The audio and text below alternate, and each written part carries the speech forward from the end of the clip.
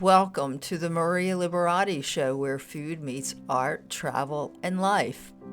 So, what does food mean to you? Well, join me today. My guest is Heidi Herman, who's the author of a book called Hidden Vegetables. And if you are one of those people that don't like eating your vegetables still as an adult, you're going to love this interview. Heidi tells us how to get our vegetables by kind of disguising them in dishes that you're not going to even realize you're eating a vegetable. So stay tuned for that interview. But in honor of that interview, I wanted to give my top 10 list of the veggies that need a PR makeover. So let me know if you agree. And there's only one here that I really don't like. So these are actually the top 10 least liked veggies. So the top number one is okra. That is loved in gumbo and feared in about every other dish. It definitely needs a rebrand as maybe a velvety green pod, but I don't know about you, but I actually do like okra. I've had it fried in the south of the United States, like when I'm in some of the southern states, and it's actually really good. I know fried is not good for you, but I've also had it with like a tomato saucy thing, and it's actually good, and I've had it in soup, so it's really not that bad, but there are people that think of it as a slimy sort of a veggie, so it's really not that bad, and it is good for you. My number two veggie, Brussels sprouts. Once the villain of childhood dinners, it's now the hipster of the veggie world if roasted, but it's still working on trust issues. And have you ever shredded Brussels sprouts and put that in a salad? It's really, really good. But roasted is my favorite way of making Brussels sprouts, roasted with some olive oil. Really good. Number three is kale. This is the gym coach of greens, tough, bitter, and constantly telling you to just add lemon juice. Number four is celery. It's kind of the background actor of salads and soups. Crunchy, yes. Memorable, only when filled with peanut butter. But I have to confess that I do add celery and kale in my protein smoothies, and I cannot even tell that kale and celery are part of this lovely, luscious smoothie that I make. Number five is eggplant. It's kind of a drama queen in the kitchen. Undercook it and it sulks. Overcook it and it kind of melts into a mysterious goo, but who doesn't like eggplant parmigiana? That is absolutely delicious. Or just roasted eggplant with olive oil and garlic is so good also. So I think it's really an underappreciated veggie. Number six is beets. They stain your hands, your countertop, and your soul. Taste like the earth, but kind of fancy earth. And beets are so good for you. Number seven, turnips. Often confused for their more likable cousin, the potato. Bitter beige and low-key resentful. Now this is the only veggie that I really do not like. Number eight, lima beans. The texture of chalk, flavor of unresolved childhood trauma, and still not sure why they exist in succotash. Number nine, cauliflower. Now I do like cauliflower, the beige blob that reinvented itself as pizza crust and rice. It's trying.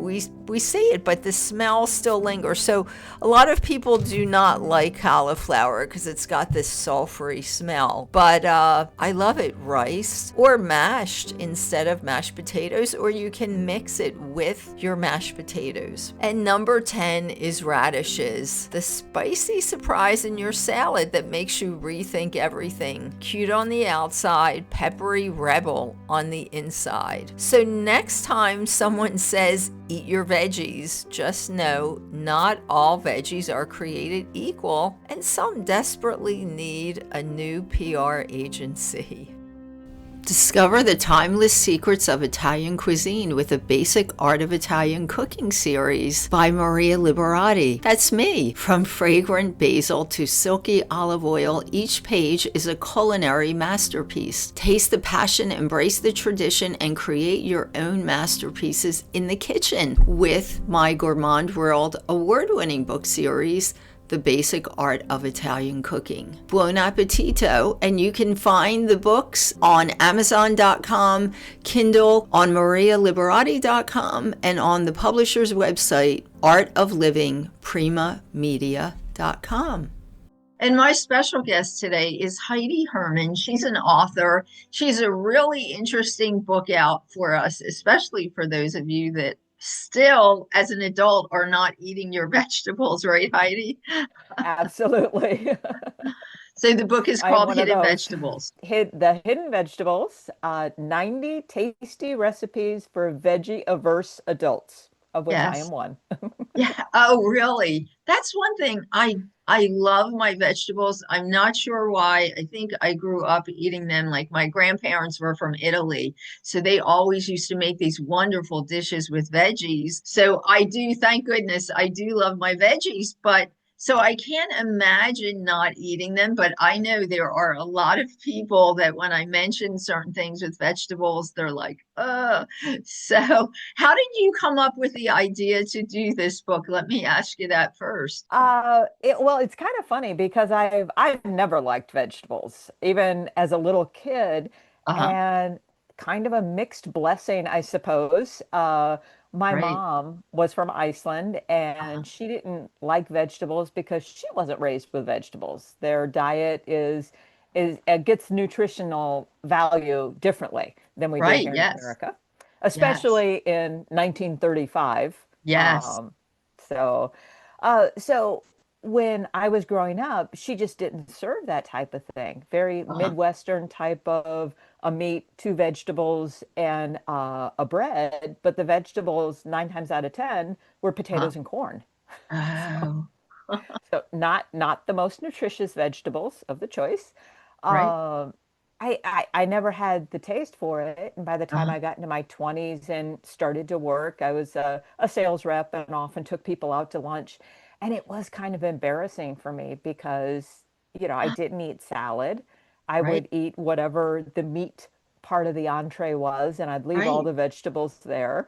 You Uh-huh. try to nibble on them, but Yes. I mean, sometimes that makes it even worse. You put something in your mouth and you're like, how do I spit this out and still be professional? So I always struggled with it. And throughout pretty much my 20s and into my 30s, I just kind of went with it and just thought, ugh, I hate vegetables. I'm going to be a carnivore and a carbaholic. And Right. after a while, that is not very good for your body. Yeah. There are all kinds of consequences for that type of eating. Yes. And once you start getting into your 40s and 50s and beyond, then you really start seeing that impact of poor nutritional habits. Yes. Yes. But what do you do at that point when your taste buds are kind of locked? How do Yes. you introduce those new things? So that's what I kept trying to do is, everybody says, well, just pour cheese on top of broccoli. You know what? It makes the cheese taste bad. I Yes. can't do that. So I wanted to find ways, it has to be where you can incorporate vegetables into a food in ways you don't taste it. There has Ex to be.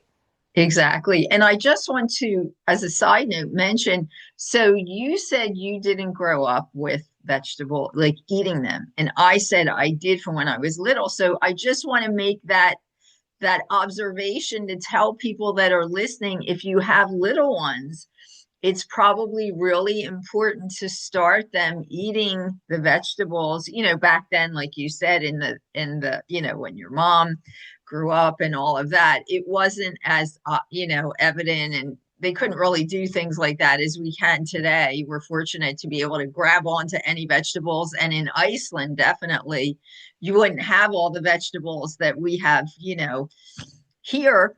but it's important then for people to start kids early so it's like a habit of eating, right, vegetables. But I think that's Absolutely. interesting because one of my favorite things to do, and it's not because I don't like the vegetables, it's just because it's my way of getting my salads in. I do this smoothie with tons of ingredients, and I use kale and celery in it on top of the fruits and other ingredients. And you don't even know there's kale and celery in there. So, Exactly. If you have just the right blend of things, it can right, make all the difference. Like, exactly. yeah, you take, well, people who take spinach and add it to lasagna. Right, The only way you really notice it is it's more the texture. A lot of times, if you steam it or cook it and then add it to the lasagna, sort of a layer, it comes across a little stringy or slimy or something right, like that. right. Uh, but if you wanted to really blend it in there, I take it one step beyond. After I steam it, I Uh-huh, puree it, and then I mix it in with either the sauce or the ricotta cheese. And that way, when you blend it, uh-huh. it changes the color a little bit, but your your taste buds and chewing in that, you don't come across a piece of it. It's just in there. Exactly. So you don't realize. I know that's how I actually have some family members that don't eat vegetables, and I make these shakes for them, And actually, one I didn't even tell what was in it, and they're like, "Oh yeah, this is really good." And I'm like, "Well, guess what you're drinking?" So, but that's a Exactly. great idea, right? You incorporate it, excuse me, into another ingredient. So how did you come up with, you said there's 90 recipes in this book? Yeah. Wow. Did you come up with all of the recipes or did you have some help or how did you do that? Well, most of them are adaptations that I've done over the Uh-huh. years, just Uh-huh. because I wanted it for myself. I never Right. really started out with the intention of creating a cookbook per se. I would like one of my favorite recipes that I came across is chicken enchiladas. Uh-huh. And it's a fabulous recipe where you take the carrots and the celery and the onion and fresh garlic and you're boiling your chicken breasts in that. But then Uh-huh. the recipe says to uh, filter off and throw away the chunks of vegetables, and then you shred your chicken and then you make your next piece and have your enchilada sauce in that. I thought, well, that's kind of a waste. You have all these Yeah, beautiful vegetables. exactly. Obviously, I don't want to bite into a whole onion or a jalapeno or Right. anything like that. So what I do Uh-huh. is when I pour off the liquid to boil down, I take all those vegetables and I puree them, add them back into the liquid.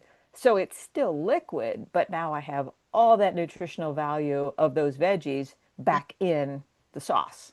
Yes. So, That's yeah. a great idea. That's a great idea. So, do you have any dessert type of things that you've added vegetables into? A Let's hear lot, what they actually. are. Yes. I love dessert. I love making, for breakfast, pastries and muffins and donuts, and then There I you love go. desserts and pies and cakes. Right. Um, the first ones that I did was adding beets to brownies. There you Very go. simple, very easy. You'll never taste it, and you don't even see it. And then zucchini to chocolate cake, Yeah. also very easy. And when you shred it, it just completely incorporates in the cake. Um, but going from there, have some butternut squash cookies, which are Oh, that sounds fabulous. great. Yeah. And then I found a generic recipe where you can add different types of things into it. And I played around with it and came up with a spinach vanilla layer cake. It's Huh. green. I know That it's sounds green. great. Yes. You can't taste the spinach at all. And I thought, wow, this is fabulous. And Yes. then kale coconut cream pie. Oh my goodness. That sounds great. And again, it's green, but Uh, when you puree that kale, it's like in your smoothie. It just kind of right. incorporates into everything else. And with that right blend of spices, Hmm. um, I mentioned muffins. I like to do banana muffins in the morning, Uh-huh. but to kind of beef up that nutritional value, putting a little riced cauliflower in there is Uh-huh. nice. But cauliflower's got kind of a unique flavor to it, Yes, yes. and a lot of people also find it makes you a little gassy. Uh-huh. Yes. To solve both of those problems by adding a little ginger into the recipe, Uh-huh. that ginger goes really nice with the banana and it helps kind of overwhelm that cauliflower taste a little bit. Right, So right. that's really what I'm trying to do here is have Exactly. all those great veggies in there, Mm-hmm. but use something else that has a stronger flavor because as much as other people like to highlight that flavor of veggies, well, if it's Uh-huh. a veggie you don't like, you actually want to limit the Lemon. flavor of Yes, the the veggie. flavor. And people don't, I don't know if anyone knows, I mean, you probably do know it, but when you add zucchini to like zucchini bread or zucchini actually adds a lot of moistness It to does. muffins and breads.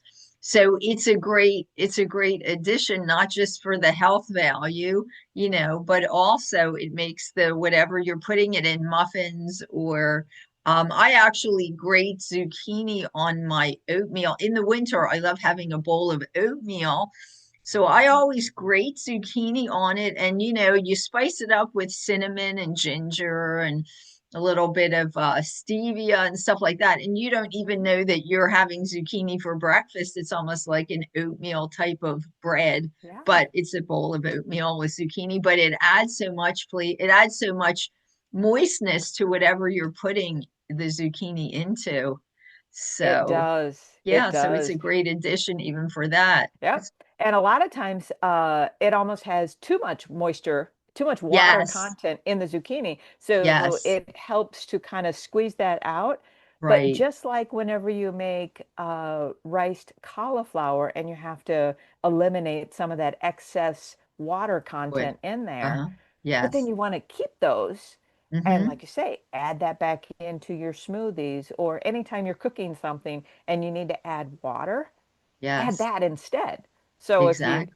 even if you're something as simple as condensed soup and Mm-hmm. you're putting some water in that, use your cauliflower juice or your Like, zucchini juice and uh-huh. you're getting that nutrition back and you're not going to Exactly. taste it. You're absolutely right. People don't realize that. And that's also a good point because it's you're reusing things that have so much value that people just kind of throw away. And there's so many other uses for it because the nutrition's there. You're absolutely right that Hmm. you want to keep. You don't want to throw away. So, Yeah. wow, this sounds great. So you have even desserts in there.